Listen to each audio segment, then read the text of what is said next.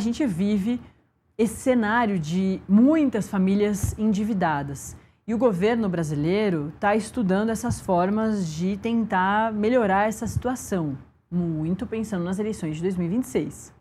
O novo Desenrola é uma dessas formas. Deve ser anunciado nessa semana.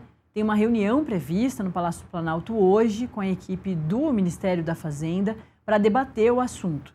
E o programa prevê o uso do FGTS para renegociação das dívidas.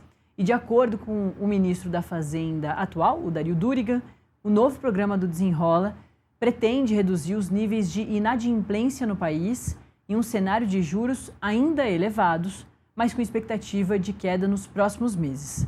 Embora ele não tenha fornecido mais detalhes sobre o novo programa por enquanto, o ministro disse que espera que os descontos possam alcançar até 90%. Por isso, a gente vai conversar agora com a economista e professora da FGV, a Carla Beni, para falar sobre o assunto. Carla, muito bom dia, prazer falar contigo. A gente estava falando agora de IPCA, mas agora a gente muda de assunto, fala sobre o endividamento das famílias brasileiras. Esse dispositivo de utilizar o FGTS, de dar o FGTS ou o acesso à população ao FGTS muito antes dos momentos em que a gente tem acesso, é um artifício já utilizado, não é o presidente Lula que vai utilizar. Mas nesse momento, talvez seja bom para o próprio presidente Lula, para sua reeleição. Ele está muito pensando nisso, já que a eleição é em outubro agora, né? Bom dia, Natália. Bom dia a todos. Olha, realmente, aqui a gente tem uma questão importante que a gente precisa pensar. A utilização do FGTS é uma troca do futuro para o presente. Então, esse é um risco, e como você falou, isso não é uma novidade. Isso é muito antigo, nós podemos citar todos os governos anteriores. Quando tem algum problema de popularidade, você vai mexendo no FGTS e permite que as pessoas ou resgatem antes ou acabe facilitando, e isso é uma troca do futuro para o presente. Lógico que se você pensar que você está numa família com não só um endividamento, é importante a gente separar: endividamento é uma coisa e inadimplência é outra. E você está com a conta de luz cortada, imagina a situação.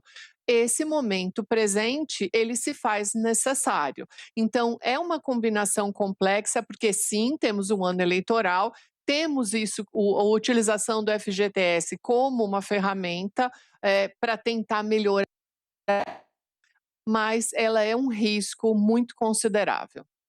Ô Carla, a questão do Desenrola já tinha sido utilizada lá atrás para eleição do presidente Lula, ajudou um montão de família brasileira, mas a gente viu que o problema se desenvolveu ao longo desse terceiro governo Lula, estando relacionado ou não ao Lula, mas tem um ponto aí que é uma das formas desse endividamento das famílias que surge nos últimos dados, de ser um endividamento por causa dos jogos online, do Tigrinho, das bets, que inclusive esse governo vem tentando algumas formas para melhorar essa situação. Acho que isso é muito importante também de ouvir de você, do seu conhecimento, porque me parece ser um novo problema que surge, não só para o Brasil, porque imagino que esse seja um problema para o restante do mundo, mas o Brasil está pegando isso agora. Como que se resolve uma situação dessa, né? Já que o endividamento das famílias, como a Andrea falou agora há pouco, a taxa do desemprego diminuiu bastante, tem uma oferta maior de emprego, então as famílias estão empregadas, mas, mesmo assim, elas estão utilizando o dinheiro delas para jogar online, para apostar, ao invés de comprar comida, ao invés de resolver dívidas. Estão aumentando as suas dívidas ou deixando de pagar suas contas, ficando inadimplentes. Me parece que esse é um problema novo que vai ser um problema ou para o presidente Lula reeleito ou para qualquer outro governante.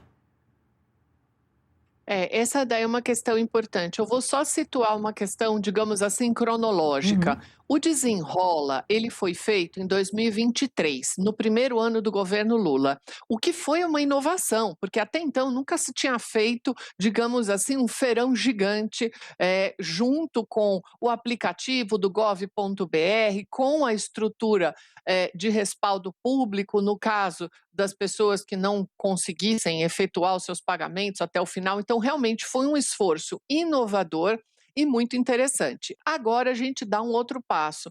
Só 50% do resultado esperado aconteceu.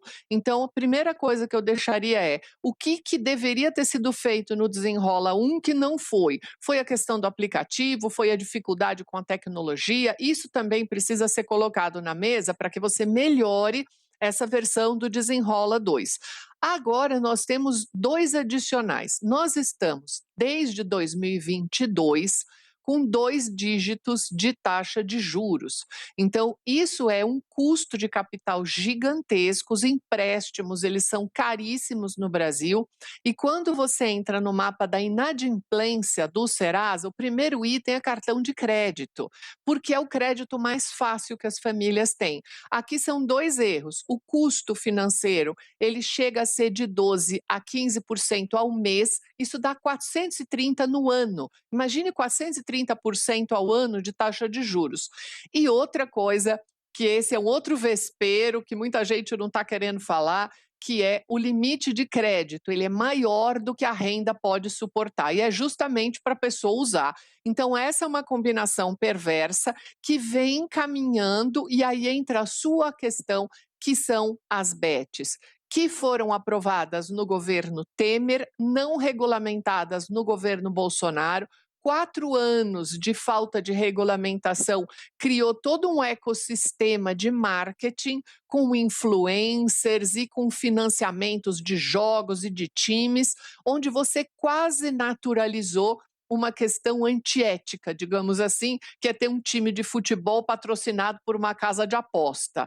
E agora a gente tem essa, digamos, derrocada para a sociedade, que é um ponto que você mencionou seríssimo, que é você deixar de comprar arroz, feijão, porque você está endividado. Então, esse é um grande problema, e aí entro de novo num outro vespeiro. Precisamos bloquear o marketing das bets para que isso daí não fique na mão da pessoa. Porque antes você tinha que, sei lá, ir até a lotérica, até algum lugar para fazer a tal da fezinha, porque o brasileiro tem esse perfil.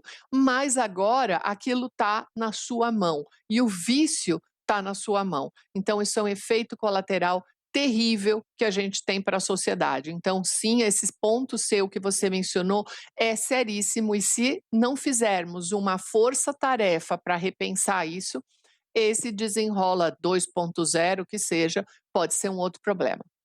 Pois é, professora, porque aqui a gente fica tentando analisar quais podem ser novos problemas surgindo a partir de soluções, né? A gente está falando de mais uma liberação de FGTS. Você começou respondendo com isso, né? Sobre o quanto liberar o FGTS é um dinheiro do futuro que vem para o presente, é um dinheiro das pessoas, elas trabalharam para conseguir esse dinheiro. Então, acho que muita gente também pensa que quando vai liberar o FGTS se sente assim, né? Finalmente vou conseguir usar esse dinheiro que é meu na hora que eu quero. Por isso que muita gente também apoia essa medida. Ao mesmo tempo que isso pode gerar um problema para essa mesma pessoa lá no futuro, já que ela vai retirar esse dinheiro antes, né? Porque é um dinheiro especificamente para alguns usos. Então, eu queria que a gente voltasse a falar sobre essa liberação do FGTS e até outros pontos que podem surgir com o Desenrola 2.0, que a gente ainda vai saber melhor, né? O governo ainda vai divulgar tudo e a gente pode ter algumas surpresas, podem surgir aí alguns dispositivos novos, mas queria que a gente voltasse, então, exatamente para esse Desenrola 2.0, nessa esteira que você já estava respondendo agora, de novos problemas que podem surgir com uma solução imediata. Bom, quando a gente, primeiro, esse ponto que você falou é super importante, ou seja, a gente ainda não sabe como que vai ser a estrutura toda, porque isso foi anunciado de uma forma muito vaga, né? Isso vai Uhum. ser anunciado ainda, provavelmente agora no dia 1º de maio. É importante que a gente fique atento a que tipo de política vai ser feita e quais serão os recortes. O que que eu quero dizer com isso? Qual a faixa de renda que vai ser beneficiada? Que tipo de empréstimo vai ser financiado? Porque você não vai poder fazer isso com todos os empréstimos, né? Você precisa separar, porque se você vai ter um fundo público que vai servir como garantia, igual o mesmo modelo do Desenrola 1, ele tem uma limitação. Você também precisa tomar cuidado com riscos fiscais, você precisa tomar cuidado com se você tiver uma reincidência em massa, né, as pessoas não pagarem as contas, quem é que vai arcar com isso? Então eu acho que o recorte, ele é muito preciso. Vai ser o quê? Vai ser contas de luz, água e gás, que são chamadas as contas de consumo, vai poder atingir o varejo, vai poder atingir financiamento de carros, de motocicletas, isso tudo precisa ser discutido. Mas quando a gente pega a questão do FGTS, eu entendo esse seu lado quando você diz que sim, tem uma parte da população que vai achar bom. E é exatamente aquilo que eu mencionei. Pensa só se a tua luz está cortada na sua casa. Você não quer saber do futuro, você precisa ligar a sua luz hoje. Só que quando a gente faz política pública, a gente precisa pensar em dados estatísticos, em resultados macroeconômicos. E outro ponto que a gente ainda não mencionou aqui, mas eu vou colocar na mesa, é como que a gente insere a educação financeira como um exercício de aprendizagem. Porque no Desenrola 1, para você ter acesso, você também tinha, dentro da plataforma, um curso de educação financeira. E isso é muito importante que a gente tenha para que as famílias entendam que esse consumo desenfreado, digamos assim, que tem muito a ver com redes sociais, aponta o QR Code, arrasta para cima, e isso daí traz um efeito colateral, que é, no caso, não só o endividamento, mas a inadimplência. E a gente sabe que a inadimplência, ela tira a saúde mental da pessoa, a família fica completamente devastada, porque o dia inteiro você recebe cobrança. Hum. Então, eu deixaria esse ponto de alerta, Natália.